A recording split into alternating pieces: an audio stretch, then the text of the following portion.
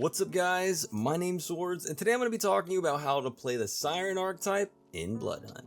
The Siren is a popular archetype in Bloodhunt for the class's movement, charm against mortals, and class ability that allows you to punish players that get too close. This archetype's kit is pretty strong and fairly simple for players of all skill levels to get comfortable with rather quickly. So if you're new to the game, this is an excellent class to start from and learn how to play early on. And if you're an experienced player, then this class is very viable in competitive matches and high-ranked games. Watch my video all the way to the end so I can talk to you about the Siren's playstyle, its best strategies and techniques you can use against other players, ideal weapon loadout, the resonance buffs you want to pay attention and look out for, and how you can play Siren in the endgame. Be sure to follow me on Twitch for live streams and more content. So before we get into the fun strategies and tricks you should be trying to do with the Siren, I want to talk to you about your overall play style and mindset. First, this will require a basic rundown of the Siren's abilities before we get into that. Let's start off with the class's passive ability, Kindred Charm, which essentially allows you to feed in front of other mortals without risk of breaking the masquerade and becoming blood hunted by other players.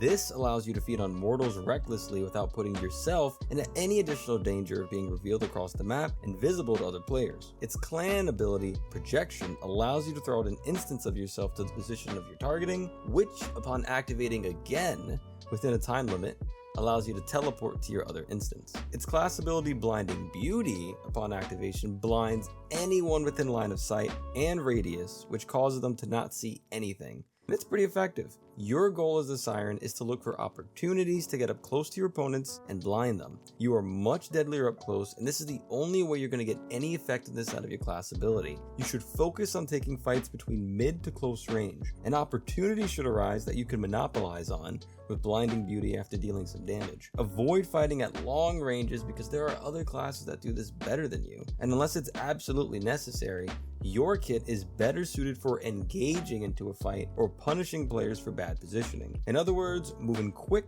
blind, and finish them off. Now, let's talk about some strategies that you can use as a Siren specifically to get an advantage over your opponents. Typically, the best time to use your blind against another player is after they've used their clan abilities such as Vanish or Soaring Leap. The reason is because they're vulnerable. Without any movement ability to escape, if you can blind them, there's nowhere they can go, and it's an easy kill. Try to jump before you blind so you can reach as much distance and space within the radius available to your blind. The blind itself from the enemy's point of view does do a great job at blocking their vision. Just position yourself where they won't expect you because they can still shoot where they predict you're at. The blind counters Nosferatu archetypes pretty well because you can still blind them while they're vanished their clan ability. A visual indicator is clearly visible while their clan ability is active, so use this to your advantage when fighting against these sneaky vampires. On the flip side, beware of Venture Enforcers because their clan ability is immunity, so even if you blind them, you won't be able to capitalize on it if they activate their ability. Plus, they can silence you and disable your ability, so this is one class I'd say you may want to keep your distance against. They are your direct counter.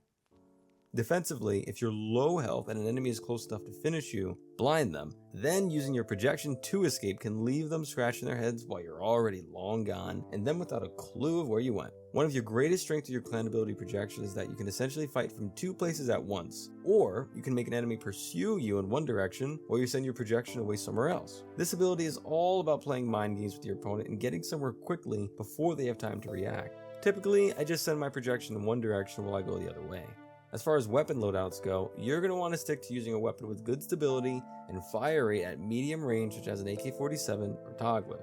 A lot of the time your opponents are going to be making themselves exposed, and those will be the opportunities you'll have to take in mag dumping them for every second they're exposed. After dealing enough damage, that's when you're going to want to close the gap with a close range high fire rate SMG such as the Silence SMG or Tommy Gun. And honestly, the Tommy Gun right now is freaking goated, to be completely honest with you. Shotguns can work with this class too, but personally I think you're going to be a lot more consistent using an SMG and assault rifle in your fights. Now let's talk about your ideal resonance buffs. First off, Melancholic Resonance is going to be your best friend. This is the purple one. So I highly encourage you to stack at least 2 of these resonant buffs onto your Siren as early as you can. After you've picked up these 2 resonance buffs, try to get at least 1 Sing green buff. This is the pink one, so that you can have some health regeneration. After you've picked up these 3 resonance buff slots, focus on finishing players or entity soldiers to get more slots, because at this point, which buffs you choose is entirely situational. but I'd encourage you to stack towards your phlegmatic resonance buff, because at least this way you can take advantage of your blinding beauty a bit more, which can make fights much easier for you or potentially save your life. When you reach that endgame, don't waste your abilities all at once, be patient and find the best opportunity before you use all your abilities at once on a single opponent. In the endgame, Siren is all about positioning and holding your ground.